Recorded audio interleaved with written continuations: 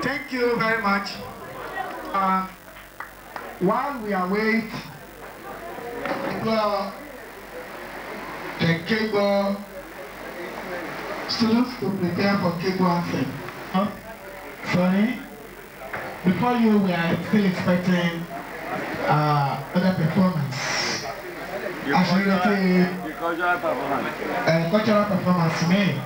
Now we Keegbo will machine.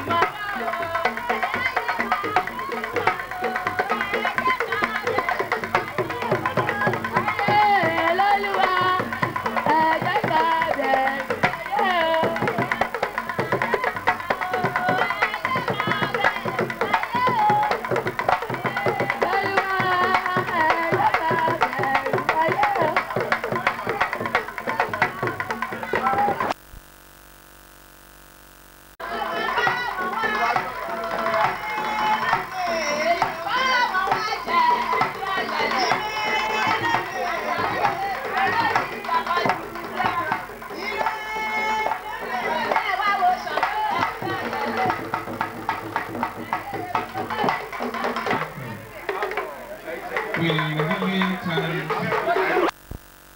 We are Keegbo students. We are here to produce our Atikori Anthem. Atikori ìlú ọlọ́lá olókìkí. Wọ́n gbé ọlékè ọkàn rẹ̀. Wọ́n máa wá ìlọsíwájú rẹ̀. Ìlú tí a ti tì tí kò rù. Àwa làwùkọ́ ṣe nínú orin wọn.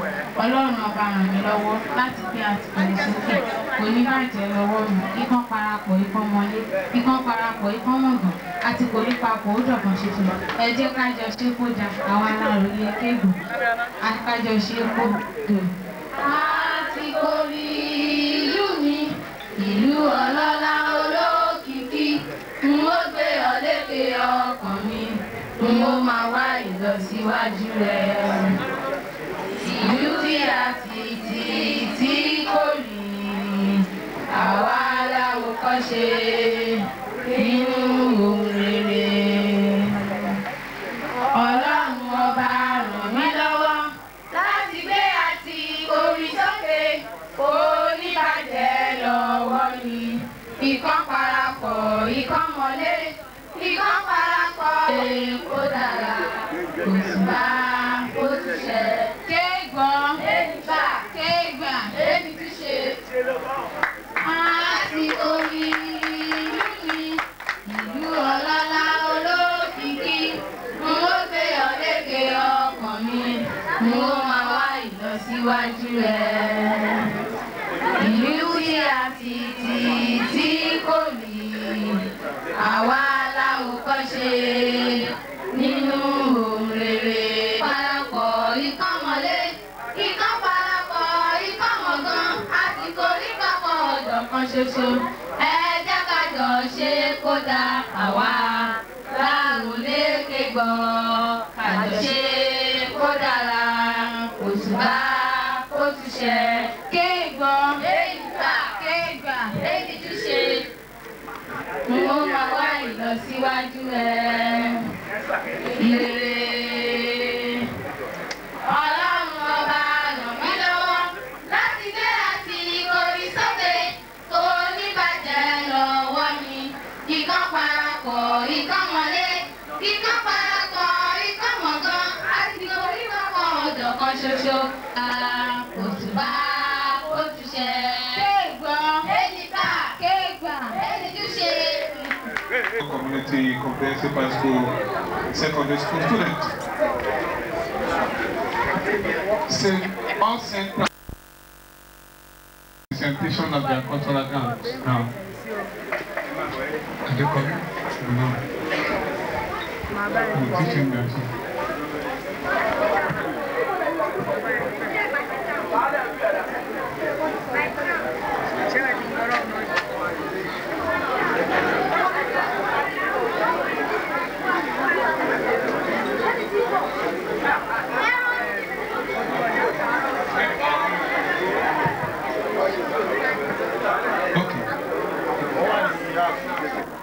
Ètò tí a pè ní ọ̀rọ̀ díẹ̀ táwọn ọmọ wa máa sọ nípa ìlú wọn. Short speech about their town. My town. They are going to take my here with me.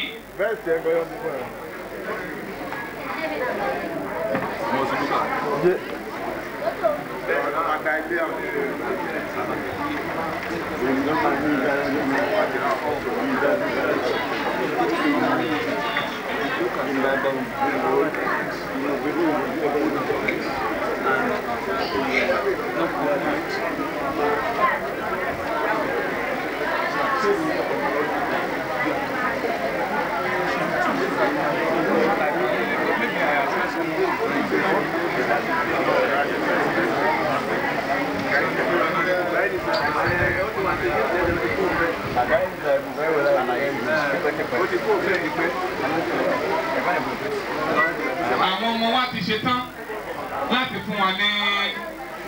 Adúpẹ́ lọ́wọ́ Ọlọ́run, adúpẹ́ lọ́dọ̀ Olùgbàlà fún rírí ọjọ́ òní o, àjọ̀dún ẹ̀kẹwàá ọdún tí ọba wa gorí oyè. Ṣé máa ń ṣe bí máa ṣe ohun Olúwa ló dá wọn sí? Ire ayọ̀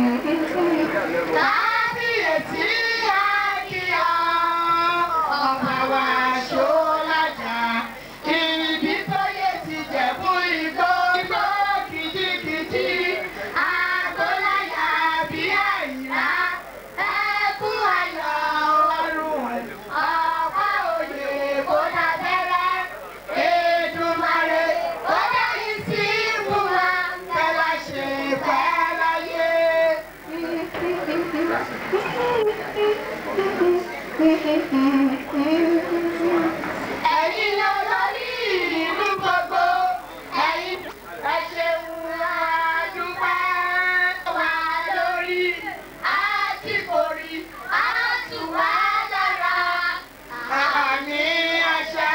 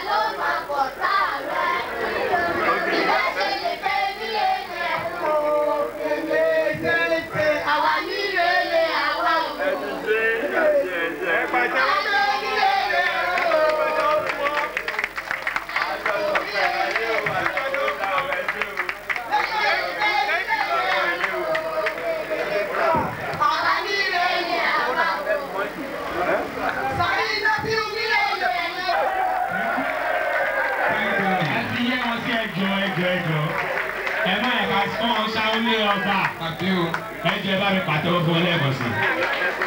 Ẹ̀sùn. Ọmọ ọmọ ẹ gbìyànjú. Ẹ jẹ́ kí a tẹ́tí sí ìpìlẹ̀ yìí. Please listen to this announcement. Ní ọ̀la, ìdíje ayò ọlọ́pọ́n àti draft ó máa wà ní àgbàlá kábíyèsí níbí. Láti kópa wọ́n wà láàrin wa níbí. Honorable Talabi, àwọn ló wà lọ́wọ́ yẹn, àwọn ló dìde dúró yẹn, ẹ bá forúkọ lẹ̀ pẹ̀lú wọn. Díje yìí, the competitors will be rewarded for their speech. The master sí sọ̀rọ̀ lórí ipa á pè wọ́n bákìrì. Ẹ jẹ́ ká pàtẹ́wọ́ fún.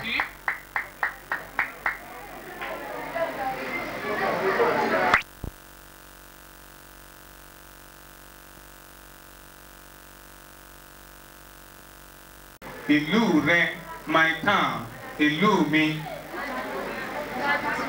my school, my town, my town alone. My town alone.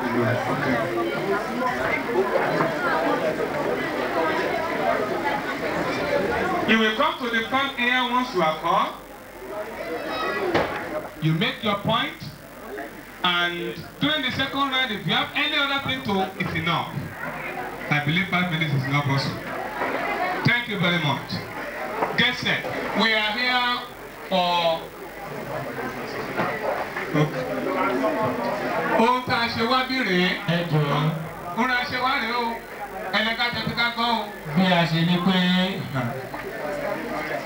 agbára arí ẹnìkan àbí òmíràn tó fẹ́ fi ariwo dá wa ní tó fi lè dí wa lọ́wọ́ ìta lónítọ̀hún máa ti gbọ́ ètò tó kù.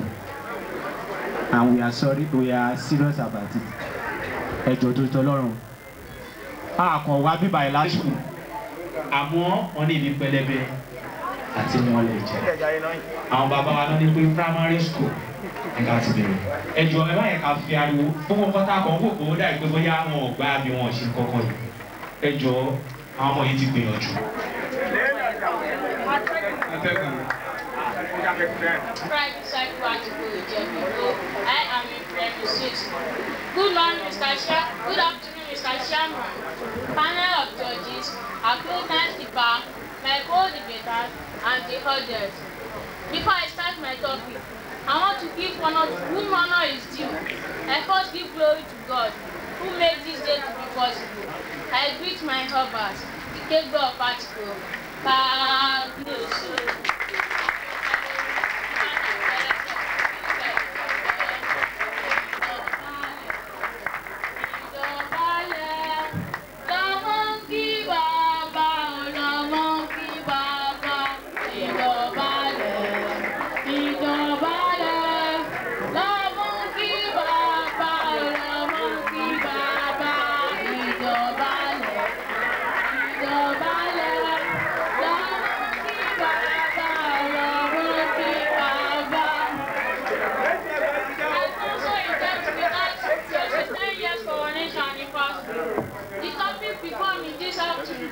Is my town. The name of my town is Ijebu. It is in Ogun State. Ijebu was founded by Honoyelu. He was a hunter and the first son of Oshi, who was the first religious of Ijebu. Ijebu has 5 quarters, namely Atikori, Okeshokwe, Okago, Ojowo, and Japara. Those quarters are formally referred to as Igbo. It was after the death of Oshi, that is Olujasi. People persuaded Onoyelu to turn his Igbo to a town, which was renamed Ijebu. Look at the occupation. Happy Japan of Japara, Olokina of Ojowo, and Bedio of Okago. The title of the farmer of Ijebu as a whole is Orimodusi. That is Orimomentiyo Naisipi. My town is the headquarters of Ijebu North local government in Ogun State. My town had most populous town in Ogun State. My town had produced deputy governor of the state, several senators, and chairman of local government area. Was a signature of the Nigerian currency in person of Senator Ibitoye. The major festival of Nigeria are Egungun Festival, Oro Festival, and Ogun Festival. Those festivals are celebrated seasonally, and they are always interesting to watch, most especially the Egungun Festival. We have churches, mosques, police stations, fire stations, and one big immigration office application. A very big leaders library has been built for use for all the people. We have 2 big markets serving the need of the people near and far places. There are Atikori market and Obaga market. There are pipe-on water, borehole, and water corporation in Baikam. There are many hospitals, healthcare centers, and 1 big general hospitals. Educationally, we have primary and secondary school, both public and private. We have tertiary institution in my town. They have technical college polytechnic called Abraham Adesanya Polytechnic. which is under construction at Akonwa Road, Ijebuigbo. I will forever be grateful to God who has made it possible for me to be a native of Ijebuigbo.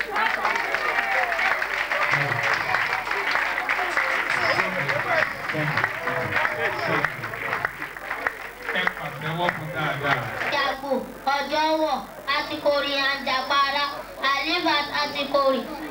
My name is Esther Michael. I am from First Disciple Primary School, Ojijabale, Atikori, Ijebuigbo.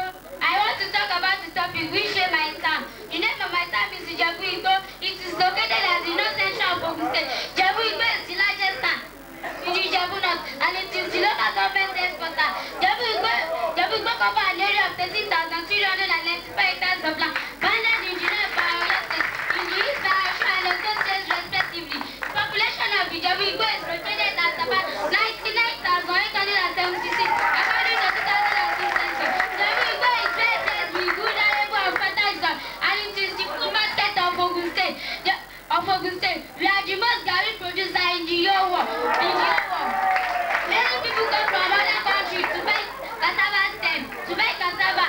When some other came out to lay garri, how to produce garri. When some other came out to produce garri. The ruling king of Ijebuigbo is Sorumolusi. Ijebuigbo have 5 big quarters. We have Atikori, Keegbo, Okeshankwi, Ojowo, and Japara. It has produced great people in politics, education, business, and other sectors. Such include Abraham Adebajo, blessed memory. The name which Ijebuigbo Polytechnic was named to immortalize Senator Ijebu, Alhaji, Professor Bamiwo, former Vice Chancellor, University of Ibadan, Professor Wale Olaison, the current Vice Chancellor of OOU, the Nigerian business icon Chief Michael Adenuga is also a native of Ijebuigbo. Ijebuigbo have a big general hospital, a polytechnic at Atikori, a library for readers, a town hall, post office, police division headquarters at to maintain law and order, and 2 big markets over there and Atikori. I am placed to serve people. You also most of our public school building are bad. You can see the picture of my school in Ojuja.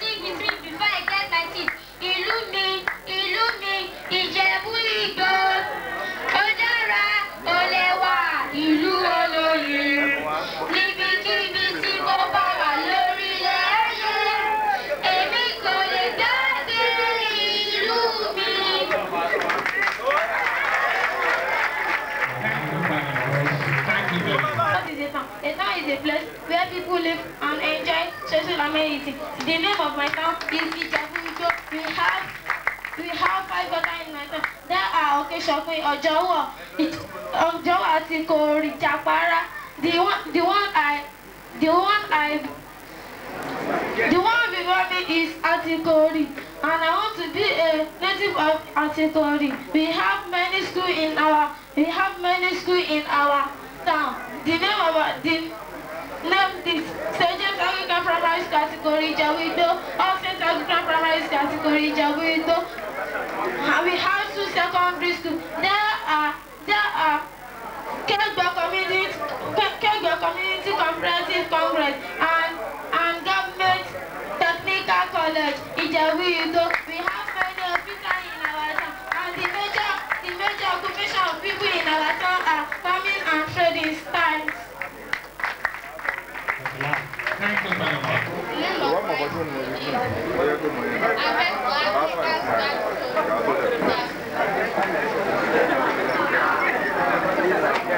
Good morning.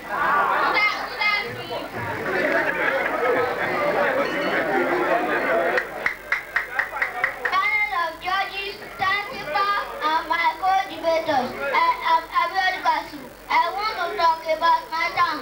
The name of my town is Ijebuigbo. It is located in Ijebu North in Ogun State. It is divided into 5 quarters, namely Okeshokun, Keegbo, Atikori, Ojowo, and Adebola.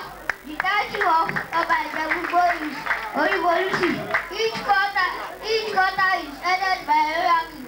There are social amenities in my town, such as good road, electricity, public tap water, market, general hospital, banks, mosques, library, post office, library, police station, and series of courts, etc. I love my town because there are many primary schools, secondary school, technical, and polytechnic. I love my town because my town is a mega town to Oyo State, Osun State, and Lagos State. Finally, I love my town because Ibitoye is language. Thank you.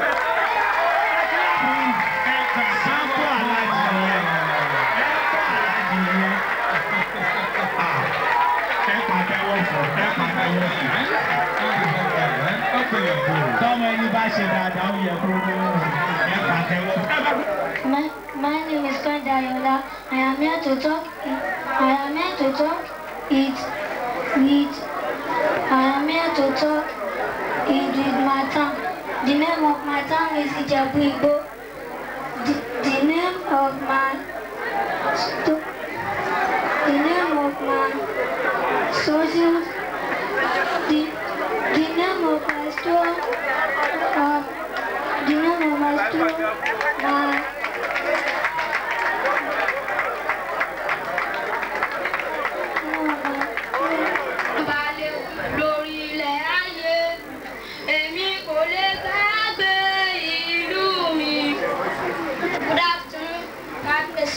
Good afternoon, timekeeper, panel of judges, co-debater, and the audience.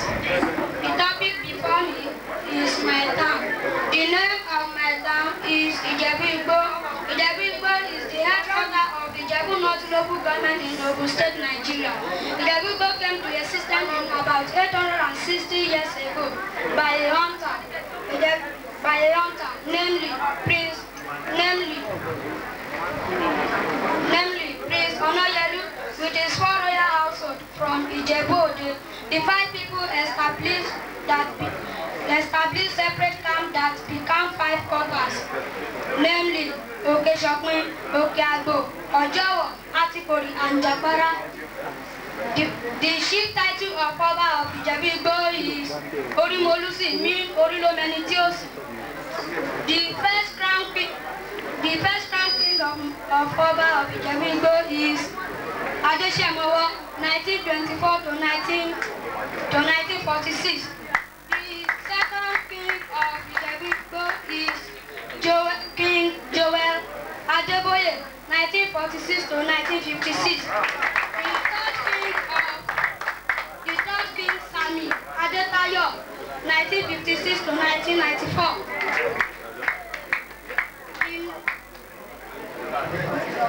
The name of I come from Lagaja.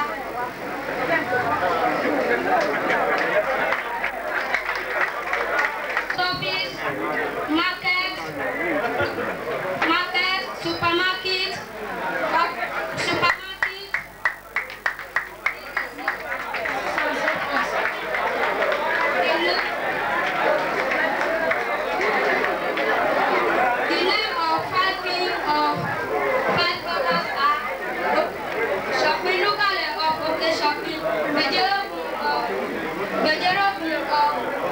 Keegbo, Olokine of Ojowo, Keegbo of Atikori, Abidaparago of Japara. Ilumi, Ijebuigbo, Odara, Ilu Olu, Ibikibi tí ó máa lè wà lórí ilẹ̀ ayé, èmi kò lè gbàgbé ìlú.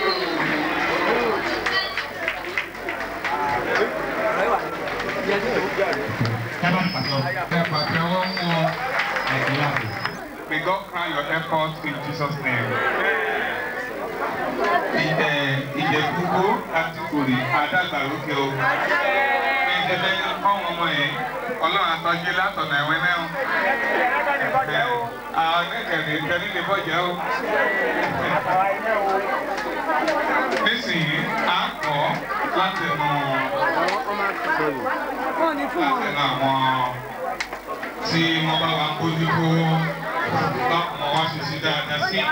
The panel of judges will give their comments and give verdicts to the presentation.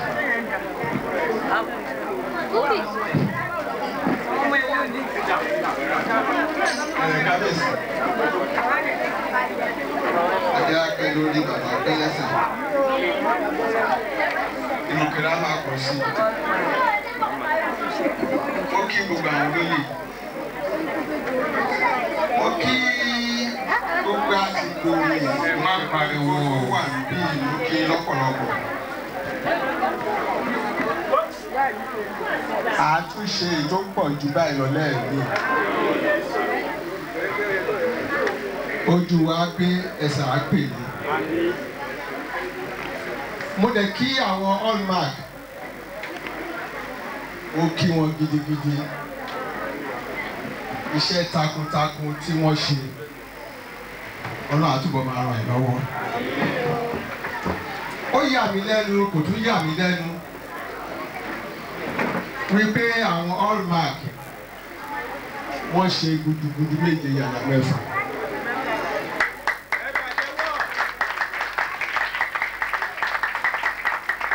Òun ní pé nígbà tí mo rí wípé life president Hallmark àwọn ni àwọn èèyàn wa ń tẹ̀lé. Nítorí pé kì í ṣe pé a kàn mú èèyàn láti kòrè láti fi jẹ ọba. Awo ẹni tó tọ́ sí. Awo ẹni tó yẹ kí bàtà yìí kó wọ̀ lẹ́sẹ̀. Awo ẹni tó yẹ ká gbé adé fún láti gbé fún wọn.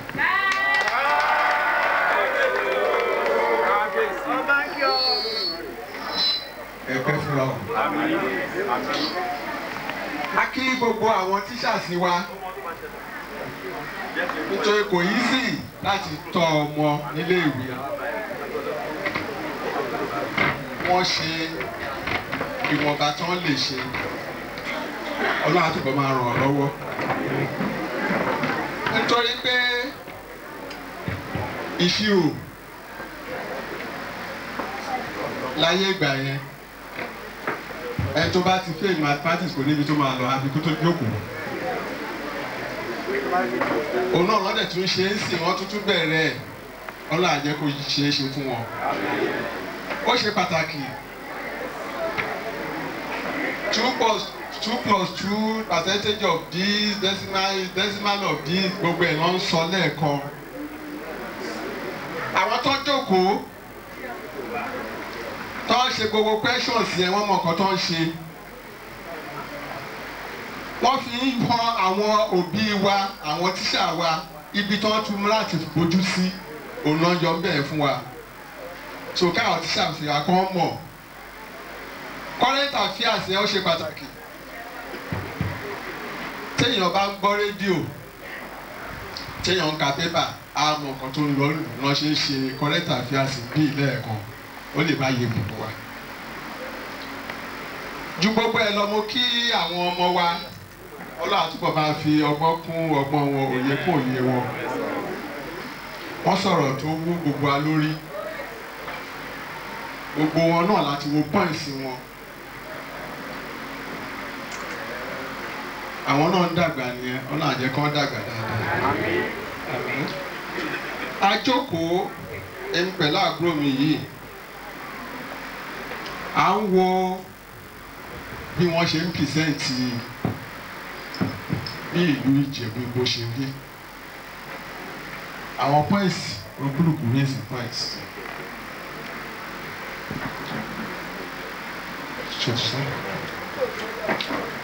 Nígbà tá a wò ó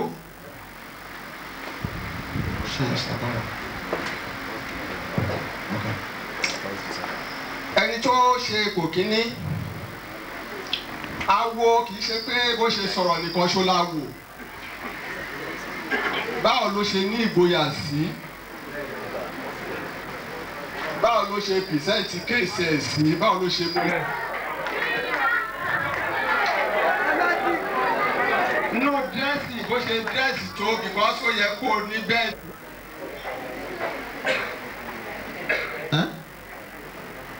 Nítorí mo sọ̀rọ̀.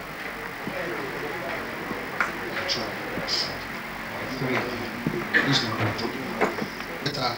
So what guys is that now? Okay, that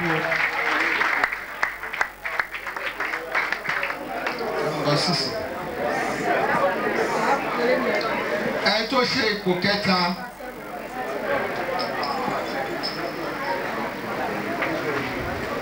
ó ní Abiodun Kazeem. Larondo ọmọ. Yes, ṣáfù Kágbó mú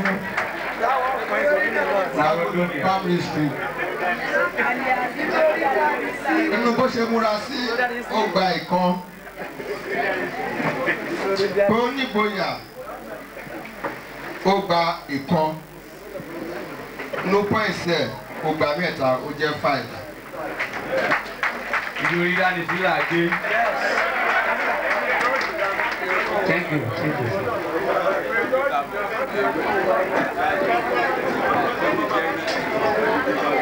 Kókó ọ̀rọ̀ nìyẹn. Abẹ́rẹ́ ọmọ yẹn wọlé. Thank you very much. Ẹ ṣé gan. A dúpẹ́ fún lọ́wọ́ àwọn tí wọ́n bá wa.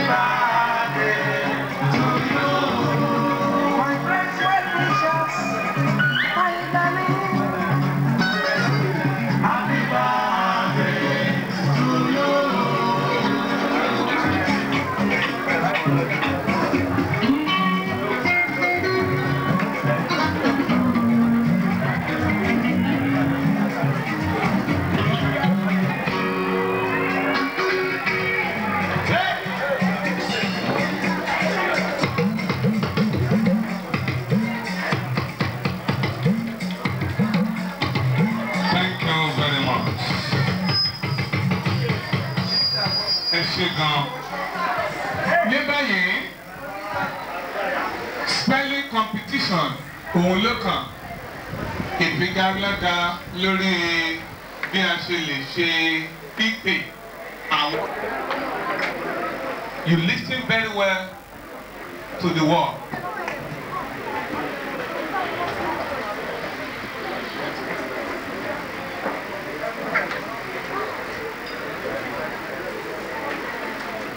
We are going on round 1 and round 2. Round 1 and round 2. And each question spell readability. Spell it.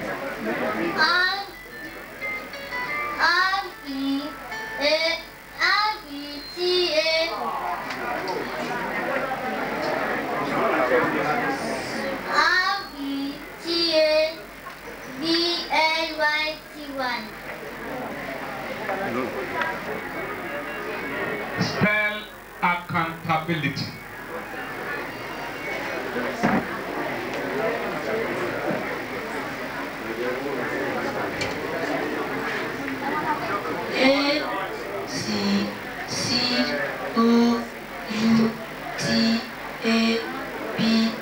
A-C-O-U-T-A-B-I-T-Y. Accountability. You still have the grace. Sit down. Account.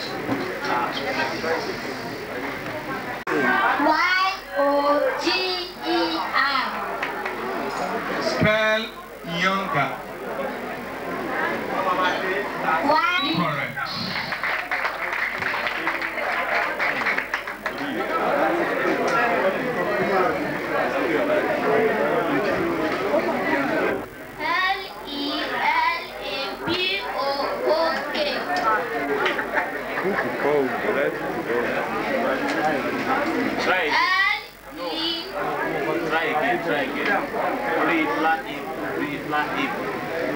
Still have the grace.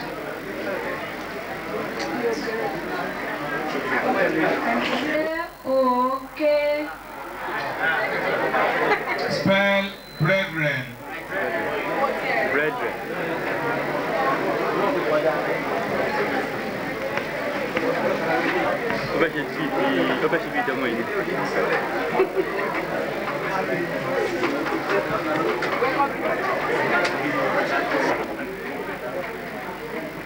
Spell endeavor.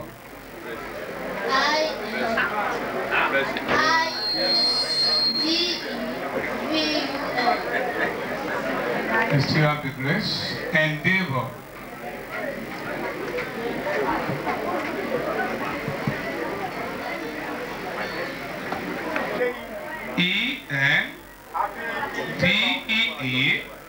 E-N-D-E-E-V-O-U-R.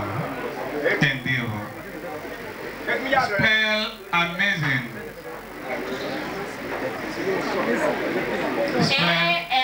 A-M-I-S-I-N.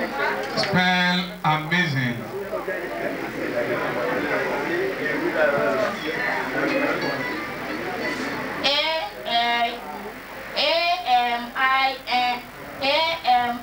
A-M-I-S-I-N.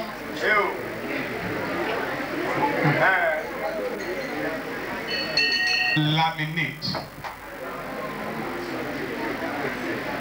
Spell laminate. L-A-M-I-N-A-T-E. Praise the Lord! Correct.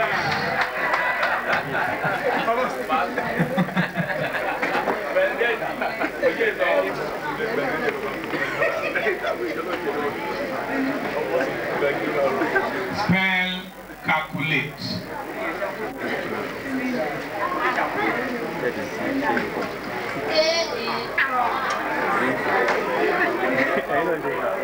Emma, by the way, spell prawn.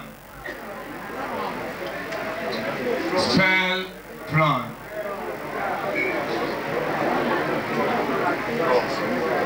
Spell prawn. The past participle of the word draw. Drawn.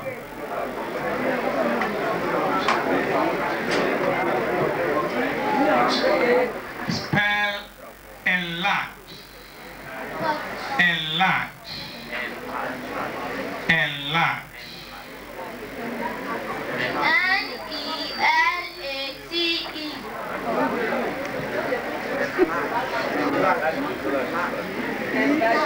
Spell enlarge.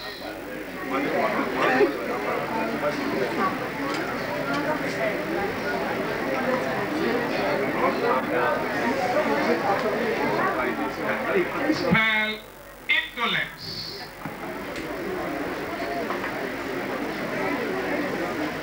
Spell indolence. I-N-D-O-L-E-N-C-E. Correct.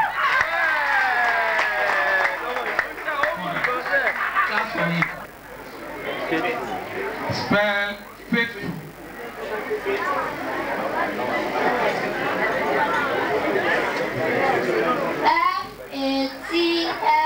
F-A-T-F-U-L-L. You still have the grace? Faith. F-A-T-I-F-U-L-L.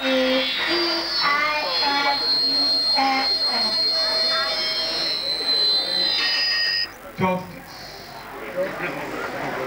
Spell justice. Spell justice.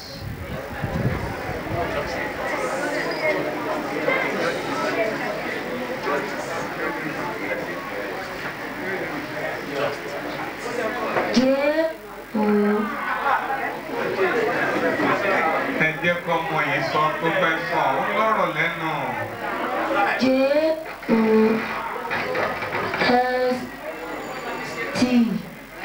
Justice. Spell knowledge.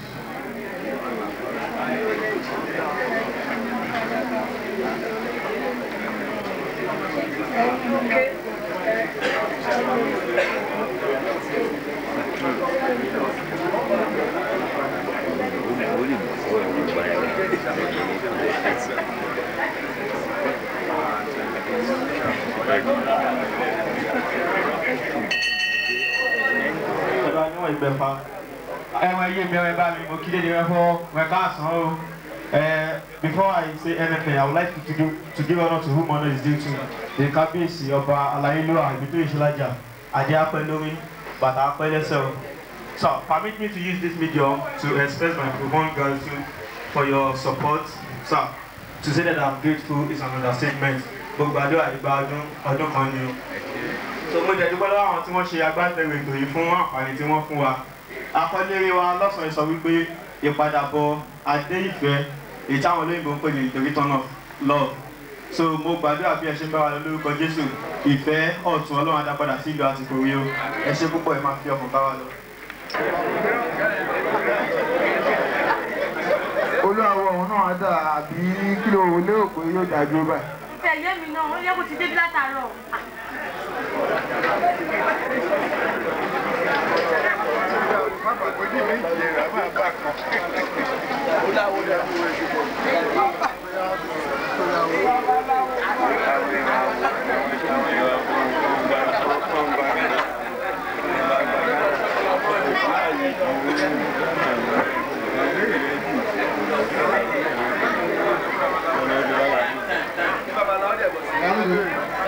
Ṣé o dá ọ̀rọ̀ wo Olúwa wá?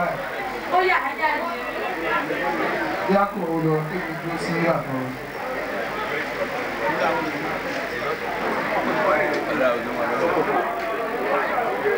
Ó máa rí yìí. Gẹ́gẹ́ bí ẹ ti mọ̀, wọ́n sì ń pé ẹni tó bá béèrè ọ̀nà kò kì í ṣìnà àbíyá lóde. Tó yẹ láti ẹni pé tápẹ̀ ọ́ kó wá bá a gbé báàgìlẹ̀ kó sọ ẹni tí Ifá yóò mú nínú Adédogun àbí Adéìfẹ́. Ọ̀rọ̀ yìí ti dayọ̀. Ìwájú ọ̀pọ̀ gbogbo èèyàn pọ̀ ọgbọ́ ọwọ́ ọ̀tún ọwọ́ òsì àárín méjì orígun mẹ́rin ẹ ti gbọ́ wọ́n yẹn sọ o ẹ làárọ̀ mi tani bá mú o tani bá mú náà méjèèjì. Wọ́n ti bá mi sọ̀rọ̀. Bẹ́ẹ̀ ni wọ́n bá mi sọ̀rọ̀ sí. Àwọn mójútó ẹ̀. Wọ́n ní.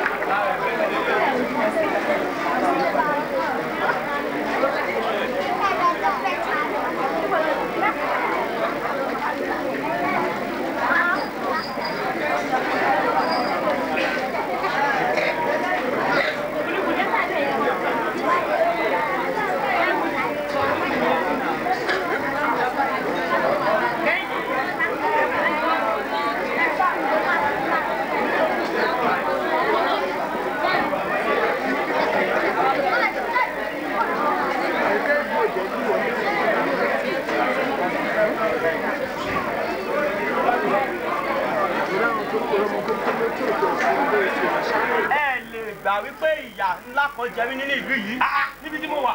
Bàbá lẹ́yìn.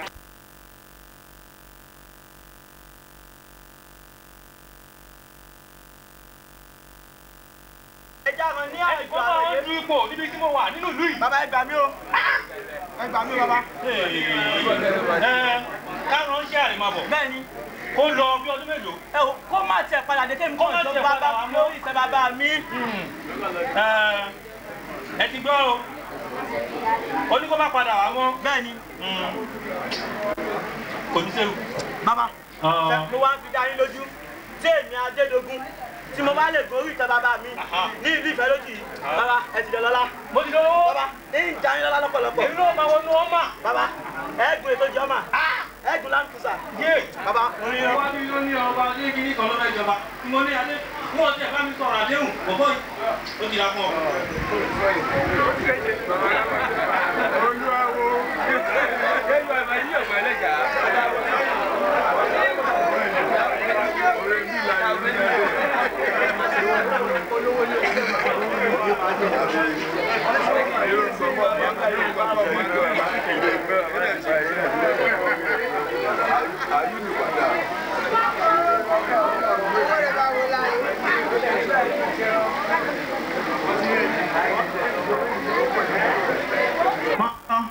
Malo. Oh. Oh. Oh. Baby. Baby. Daddy wa. Daddy wa kí ló dé? Bí mo ṣe gbọ́ wá ní oye ni mo ní máa bọ̀. Kí ló dé? Ìwọ. Daddy wa.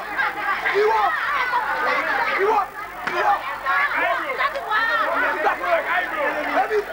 Owó mi ló wọ́n sí.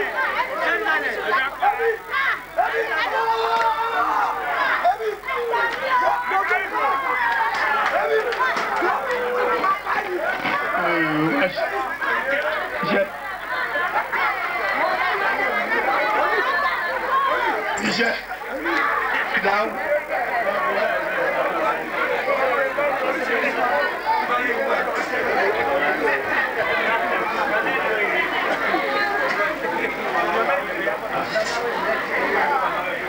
Inú Adéfẹ́. Ìyá ló ṣe àbí kí ló wá rí sọ́tọ̀ yìí?